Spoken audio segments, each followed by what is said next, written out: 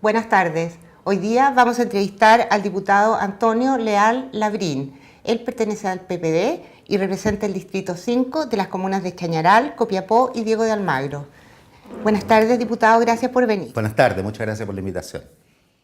Quería partir preguntándole acerca de un recorte que yo vi suyo del 3 de mayo del 2009, donde usted dijo en la prensa que la alternativa de Enríquez Ominami era una realidad que no debiera ignorarse ni despreciarse. Entonces, me imagino que más de una vez se ha preguntado qué habría pasado si le hubieran hecho caso.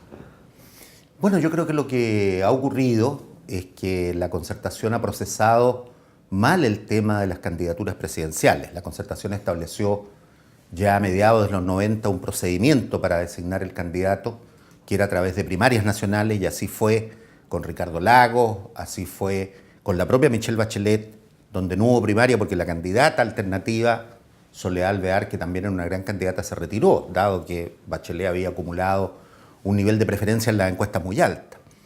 Pero esta vez la Concertación no respetó ese criterio, y aquí lo que debiéramos haber tenido es una primaria donde hubiera podido participar José Miguel Insulza, Marco Enrique Ominami, Jorge Arrate, el propio Eduardo Frei, de manera tal de poder establecer sobre la base de la voluntad de los chilenos, porque la Concertación, es cierto, es un movimiento de partidos políticos, pero no es solo un movimiento de partidos políticos, es un conglomerado que saca durante más de 20 años más de la mitad de la votación del país, que no ha perdido nunca una elección presidencial, parlamentaria o de concejales y alcaldes, nunca la ha perdido, siempre hemos tenido mayoría.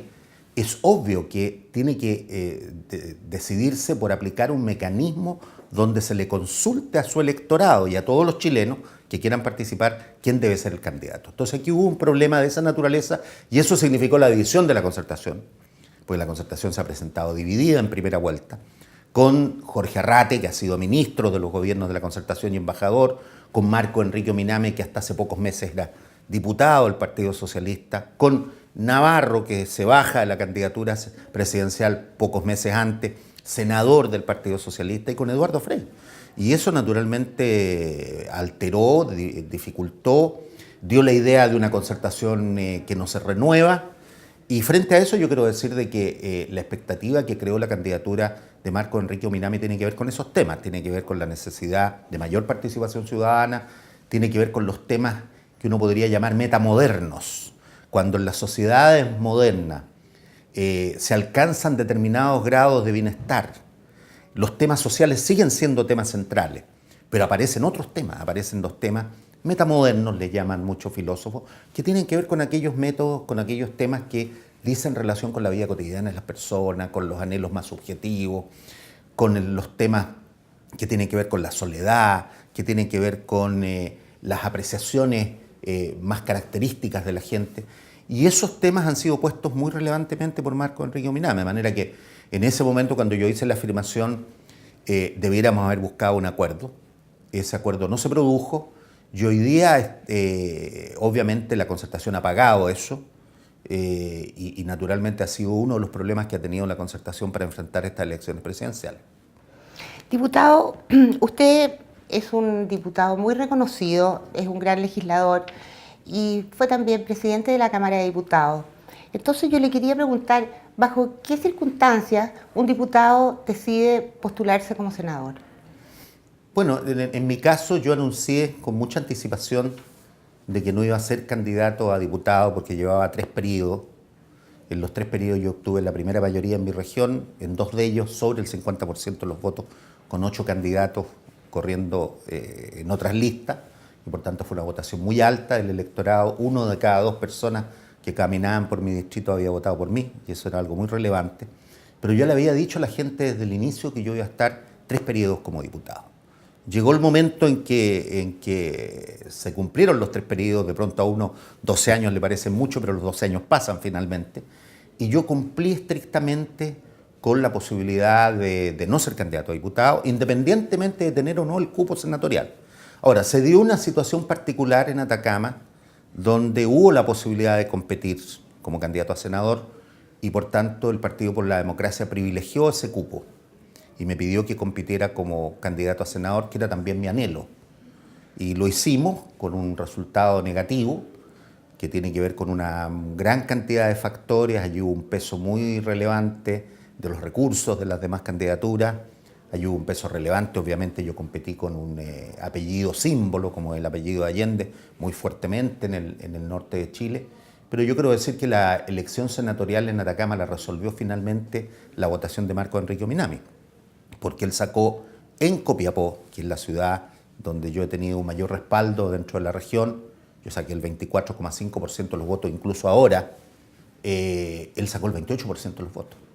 Y transmitió una parte de su votación a el candidato que él apoyaba como candidato a senador, y ese candidato naturalmente me sacó a mí un porcentaje muy sustantivo de mi votación.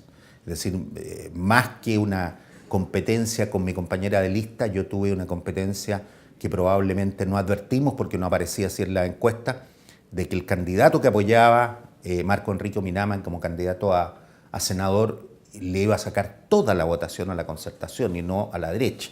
¿Quién era ese candidato? Jaime Mulet.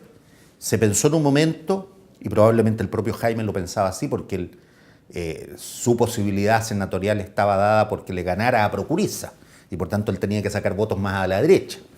Yo creo que nos dimos cuenta tarde que después del apoyo de Marco Enrique Minami, ese fenómeno desapareció. De hecho, Procuriza sacó más votos que en la elección pasada, y por tanto Mulet no le sacó votos a Procuriza, sino que enteramente todos los votos, alrededor de 14 puntos, se le restaron a la Concertación y particularmente a mi votación, de manera que ahí está el elemento clave de una derrota inesperada desde el punto de vista de las encuestas y del punto de vista también de mi propia apreciación. Diputado, ¿y qué sensación le produce que sus ex compañeros comunistas vuelvan al Congreso cuando usted no esté? Bueno, una gran sensación. Yo quiero decir que trabajamos en Atacama para que Lautaro Carmona sea diputado. Yo trabajé porque ojalá se pudiera producir un doblaje entre Lautaro Carmona y la candidata demócrata cristiana, Anita Quiroga, que era una candidata muy local, muy copiapina, hija de un ejecutado político, directora regional de salud, y pensábamos que el cuadro podía dar para doblar, dado que a nivel de diputados no se presentaba la misma situación de los senadores. Allí prácticamente Marco Enrique Minami apoyaba a Anita Quiroga, de manera que había una posibilidad de doblar. Trabajamos fuertemente eso, no fue posible, pese a que Anita Quiroga sacó más votos que el candidato de la derecha, y por tanto aquí se produjo nuevamente el fenómeno del sistema binominal, y Lautaro Carmona sacó la primera mayoría, y a mí me parece muy importante la llegada al Parlamento de Lautaro Carmona, de Teller, de Gutiérrez en Iquique, porque esto, en primer lugar, devuelve a la vida parlamentaria un partido que fue siempre un partido parlamentario, desde su nacimiento, ya antes de que el Partido Comunista se fundara, el 13 con el Partido Socialista Obrero, el 22 como Partido Comunista, Recabar, en el fundador y líder del movimiento obrero chileno, era diputado, ya en 1906. Y desde el inicio el Partido Comunista fue un partido institucional, un partido parlamentario. Recordemos que al 11 de septiembre del 73 el Partido Comunista tenía 25 diputados, 9 senadores, es decir, una fuerza más grande que el Partido Socialista de hoy, más grande que el PPD de hoy, más grande que la democracia cristiana de hoy. Es decir, era un partido muy grande desde el punto de vista parlamentario. Entonces, esto significa una vía a través de la cual el acuerdo entre la Concertación y el Juntos Podemos ha destruido el sistema binominal para posibilitar que el Partido Comunista entre al Parlamento y termine con la exclusión de los comunistas. Ahora, la gran tarea es modificar el sistema electoral binominal para terminar para siempre con todo tipo de exclusiones, pero también para modificarlo por un sistema que permita que haya competencia, que haya pluralismo, que haya transparencia, que esté adicionado al sistema de primarias para designar los candidatos también al Parlamento, de manera que yo creo que tenemos una reforma política muy importante que realizar en el próximo gobierno, que yo espero que sea de la Concertación. Diputado, ¿y cómo ve usted que va a ser su legado? ¿Cómo piensa usted que lo van a recordar acá? Bueno, no estoy muy preocupado en este momento de eso. Yo creo que cuando uno pierde una elección tiene que, en primer lugar, hacer un análisis de cuáles fueron los elementos que en una región donde uno ha tenido una fuerte presencia, ha sacado más del 50% de los votos, se produce una derrota de esta naturaleza. hay que aprender de las derrotas también. Esta es la primera vez yo hago política desde los 14 años y desde los 14 años he participado en elecciones de centros de alumnos, de federaciones de estudiantes. Yo fui presidente de la Federación de Estudiantes de Concepción pocos meses antes del golpe de Estado. Y he participado en innumerables elecciones y siempre había ganado. Entonces, en un momento en que uno pierde una elección, tiene que hacer una reflexión bastante profunda respecto, en primer lugar, de tu propia vida.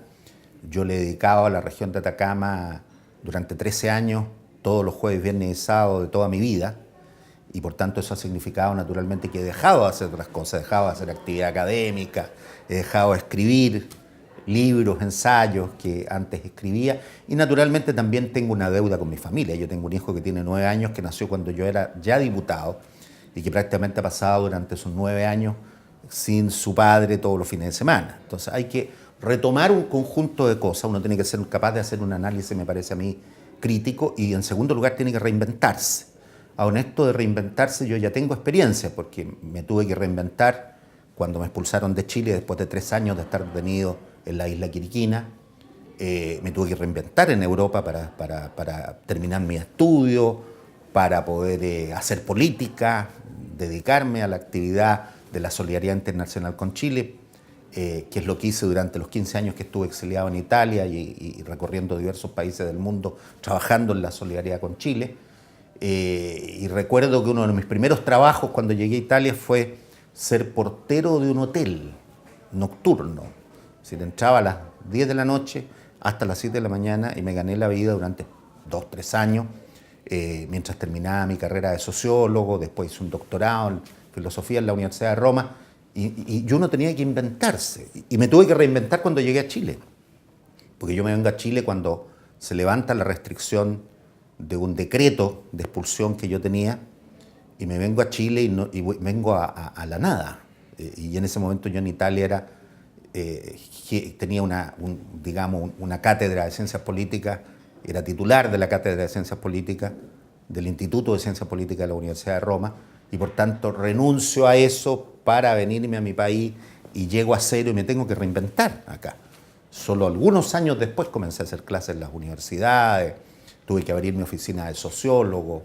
Entonces uno tiene que reinventarse, y en este momento también, ciertamente es más difícil porque el tiempo pasa, vamos a tener que reinventarnos y vamos a tener que ver cómo seguimos ligados a la función pública, porque obviamente uno ha estado ligado a la cosa pública no siendo parlamentario.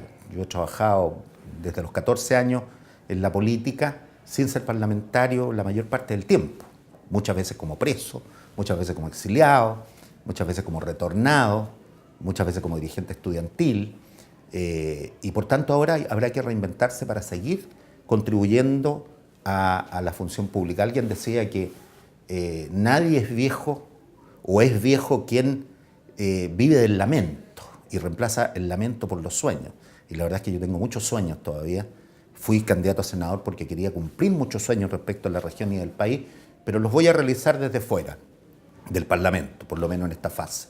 Y vamos a reinventarnos para volver a trabajar en el mundo académico y naturalmente seguir ligado a la actividad política a través del Partido por la Democracia y a través de las tareas yo soy un militante político desde muy joven, y a través de las tareas que nos asignen para seguir ligado a la cuestión pública. Pero naturalmente vamos a tener que emprender un camino hacia el mundo privado de manera de poder ganarnos la vida en un momento que es más complejo. Además, para ser muy franco, y esto es bueno que siempre lo sepa la opinión pública, cuando uno pierde una elección queda con deudas grandes. En mi caso no es demasiado grande, pero es grande. Es grande para quien a partir del 28 de febrero no tiene trabajo.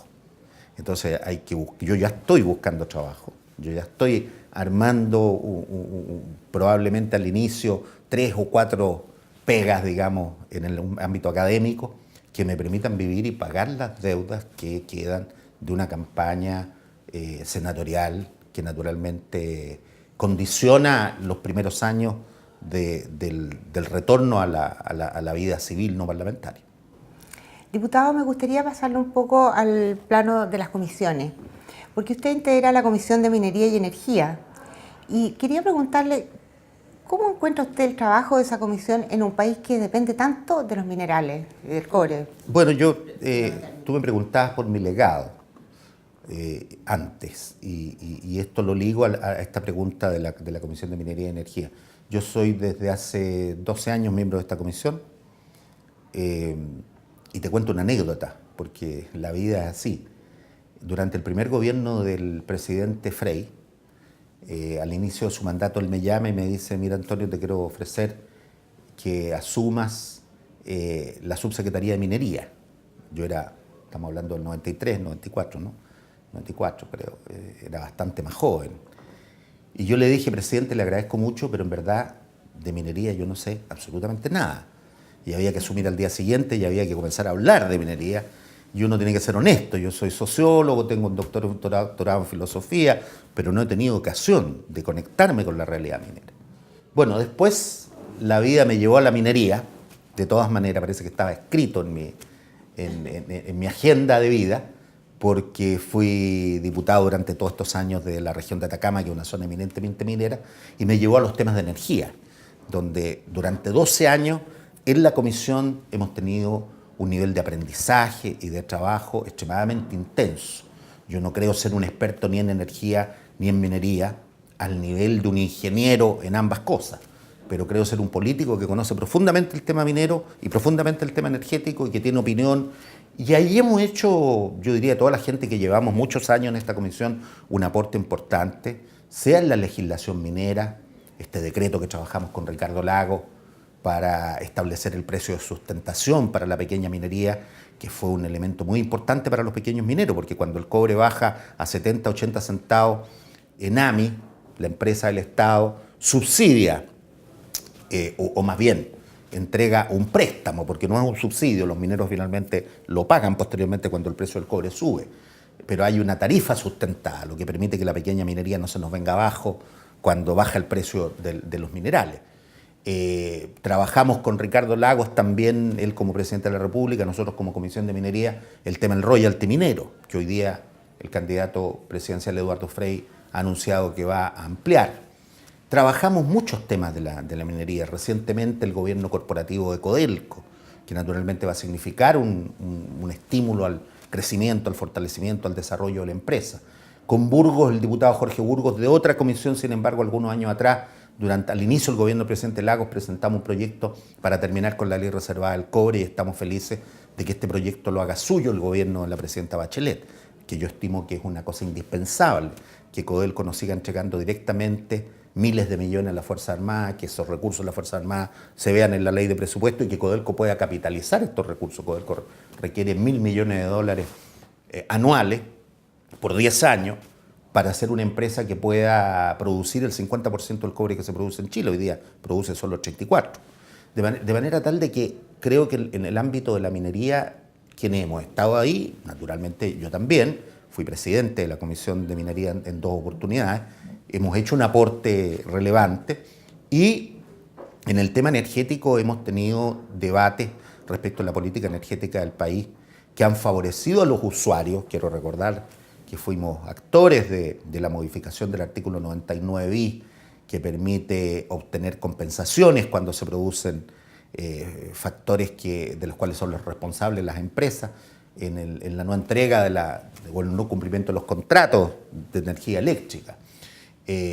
Fuimos autores también con los demás parlamentarios de la comisión más antiguo de la ley Corta 1, de la ley Corta 2, que ha generado una estabilidad en el sistema energético chileno y ha abierto sobre todo la posibilidad de que de aquí al 2014 el 10% de la matriz de generación sea energías renovables no convencionales. De manera que en esa comisión hemos dejado un aporte importante. Quiero decir que me tocó presidir también la Comisión de Economía, y en la Comisión de Economía, junto al diputado Tuma, hemos formado una pareja parlamentaria durante muchos años, donde grandes transformaciones a la ley del consumidor, reivindicaciones respecto al tema de DICOM, juntos presentamos el proyecto que eliminó el DICOM histórico, o el primer proyecto que presentamos con Guido Girardi de eliminación del cheque en garantía para las urgencias, en salud, y muchos otros proyectos que en definitiva conforman parte de, sea en el ámbito de la minería, de la energía, de la Comisión de Economía, que están ligados casi todos al tema de los consumidores, a fortalecer los derechos de los usuarios, de los consumidores, y en otras comisiones donde yo he estado, como la Comisión de Constitución, Legislación y Justicia, fui presidente de la comisión que fiscaliza a la Agencia Nacional de Inteligencia, y me tocó presidir 9 comisiones durante estos 12 años, además de ser primer vicepresidente de la Cámara de Diputados y presidente de la Cámara de Diputados al inicio de un mandato extraordinario como es el mandato de Michelle Bachelet. Me tocó con ella ordenar la agenda del primer periodo de su gobierno, cumplir con los 36 proyectos que ingresaron de lo que ella le había prometido al país. Hicimos un trabajo muy intenso con el gobierno y yo quiero decir con el apoyo de las bancadas parlamentarias. Yo como presidente de la Cámara tuve un apoyo muy significativo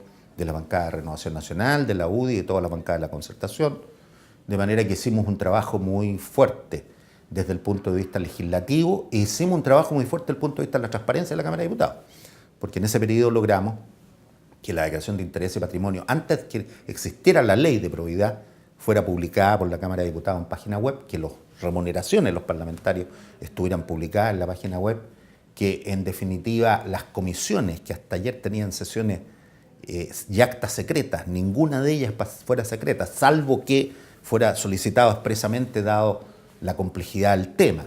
Pero a partir de ese momento todas las actas de comisiones de la sala pasaron a ser públicas, de manera que también hay un aporte muy relevante que tiene que ver también con la gestión de otros presidentes de la corporación, pero en ese momento culminamos o iniciamos más bien un proceso de transparencia antes que fuera obligatorio por ley de la Cámara de Diputados, y eso también es un hecho que yo destaco porque creo que fue muy apreciado por la opinión pública, muy apreciado por Chile Transparente, que cuando terminamos la gestión, el presidente de Chile Transparente hizo una declaración diciendo, bueno, que efectivamente en la gestión de Antonio Leal ha habido un esfuerzo gigantesco por transparentar, por abrir la información. Hemos trabajado con la propia biblioteca. Hoy día nos encontramos en dependencias nuevas de la biblioteca que se realizaron con la directora de la biblioteca, con el aporte del gobierno. Reestructuramos completamente la biblioteca, transformándola en lo que hoy día tenemos, que efectivamente es la parte tal vez más grata de la Cámara del Congreso Nacional, la parte más acogedora, donde uno puede gozar de buenos salones, de mucha iluminación, puede trabajar acá tranquilo. A mí muchas veces me vengo a trabajar yo en la biblioteca a preparar mis intervenciones o a preparar un proyecto de ley con mi computador. Y esas son realizaciones que logramos en ese periodo en que yo fui presidente de la Cámara de Diputados, y eso me enorgullece mucho, de manera que yo salgo de la Cámara de Diputados diría yo, con un balance positivo en lo personal de lo que queríamos hacer.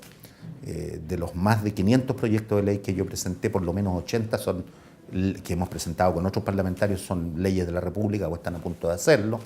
En estos días debiera entrar a la sala un proyecto que para mí es bien importante, porque es un proyecto que tiene una secuencia con un anterior. Yo presenté un proyecto para modificar el Código del Trabajo de manera que fuera imposible que los empleadores pidieran DICOM, el llamado DICOM laboral. Cuando una persona postula un trabajo te piden el certificado DICOM, como si fuera un certificado antecedente, y eso es absurdo. Además, es recrear un círculo vicioso, porque si la persona no ha pagado una deuda es porque no tiene trabajo. Si puede ingresar a un trabajo y lo dejan fuera de la posibilidad de trabajar porque tiene una deuda publicada en DICOM, naturalmente es algo muy lesivo para el desarrollo de la economía y de las propias personas. Eso lo aprobamos hace algunos años, pero como quedó sin sanción, sin penalidad, los empresarios no lo cumplieron. Entonces ahora este proyecto que va a la sala, que es un proyecto muy importante, va a aplicar fuertes multas al empresario que pida estos certificados de DICOM como condición para entregar trabajo, para ofrecer trabajo. Entonces son proyectos importantes. Te cito otro muy importante que dice relación con un grupo grande de chilenos, y esto se conoce poco y uno lo conoce visitando el norte. Yo estuve en Arica participando en la campaña municipal y conocí a los afrodescendientes de Arica y Iquique, que son varios miles y que son muy antiguos en Chile. y que nadie sabe que tenemos una población africana. Y tenemos una población africana desde la llegada de los españoles, porque el único lugar que resultaba cálido para los esclavos que traían los españoles a la colonización de América Latina eran las zonas del norte de Chile. En aquel tiempo Arica naturalmente no era chileno, pero allí se refugiaron los esclavos. Ese fue el único lugar que para ellos era suficientemente soportable desde el punto de vista climático. Y posteriormente, durante la Guerra de la Independencia, llegaron más africanos durante la Guerra del Pacífico, y por tanto es población muy antigua y con una tradición cultural extraordinaria. Bueno, hemos trabajado un proyecto de ley que está en la Comisión de Derechos Humanos que reconoce a los afrodescendientes en Chile como parte de nuestra población y le entrega derechos como tienen todos los demás chilenos. De manera que también ese es un proyecto que yo quiero mucho, que espero que pueda ser aprobado antes que yo me vaya al Parlamento, y hay muchos otros que están en esta cadena de proyectos que yo quiero que ojalá se transformen rápidamente en ley. Dentro de los próximos días va a salir el proyecto que penaliza y tipifica el delito de femicidio, que yo lo firmé junto a invitación de la diputada Adriana Muñoz y María Antonieta Sá, y otros muchos proyectos que tienen que ver con los temas de energía, de minería, de economía, de los usuarios, del norte de Chile y sobre todo de los trabajadores, que han sido una de las preocupaciones centrales de mi gestión parlamentaria. Diputado Leal, no cabe duda de que lo van a echar mucho de menos, sobre todo en esta biblioteca, porque la gente lo aprecia realmente y le deseamos mucho éxito y muchas gracias por venir. Bueno, muchas gracias a ustedes. Quiero mandarle entonces un saludo a todos nuestros telespectadores, mandarle un saludo a todos los funcionarios de la Cámara de Diputados, a los funcionarios del Congreso Nacional, los funcionarios de la Biblioteca del Congreso, decirles que para mí ha sido muy grato trabajar en esta corporación, presidirla, ser vicepresidente, trabajar en muchas comisiones. Yo creo que aquí tenemos equipos humanos muy notables. Acordémonos de que a mí me tocó propiciar 2 libros, el libro O'Higgins, diputado, y el libro sobre Santa María de Iquique, que se sacaron durante mi periodo presidencial de la corporación, y que lo trabajamos con nuestros equipos de intelectuales, historiadores, que son los equipos de apoyo al trabajo de la corporación, y son 2 magníficos libros. El libro sobre O'Higgins, diputado, es el único texto que existe en Chile, y yo ahora que voy a tener un poquito más de tiempo lo voy a buscar profundizar esa investigación. El único texto que existe en Chile que muestra a Bernardo O'Higgins en un rol distinto al del padre de la patria, al gran general victorioso en tantas batallas, lo muestra como un diputado. Y es muy importante porque esto ocurre en 1811 y O'Higgins tenía muy claro que había que crear un parlamento para poder liberar a Chile. Y él es parte de ese parlamento junto con Juan Martínez de Rosa y otros de los próceres civiles de la independencia. Y ahora acabo de descubrir que su hijo Demetrio, yo no lo sabía, había sido también parlamentario peruano, porque como se exilia O'Higgins y Demetrio crece en Lima, Demetrio entonces, y esta figura que aparecía como una figura de respecto a la cual los chilenos no teníamos ni información, sin embargo había sacado también los genes de su abuelo Ambrosio O'Higgins, de su madre, que era una mujer criolla de fuerte carácter y de mucho compromiso social, y de Bernardo O'Higgins. Y su hijo fue también diputado peruano. De manera que también eso es bastante relevante, el poder descubrir esta historia. Y ese trabajo, como el de Santa María de Iquique, que fue un aporte muy grande también al centenario de esa masacre, lo construimos con los profesionales de la biblioteca, y yo estoy muy contento que esos 2 aportes hayan significado en su momento debates muy significativos respecto a estos temas. Así que muchas gracias por la invitación y un abrazo cariñoso para todos. Muchas gracias, diputado.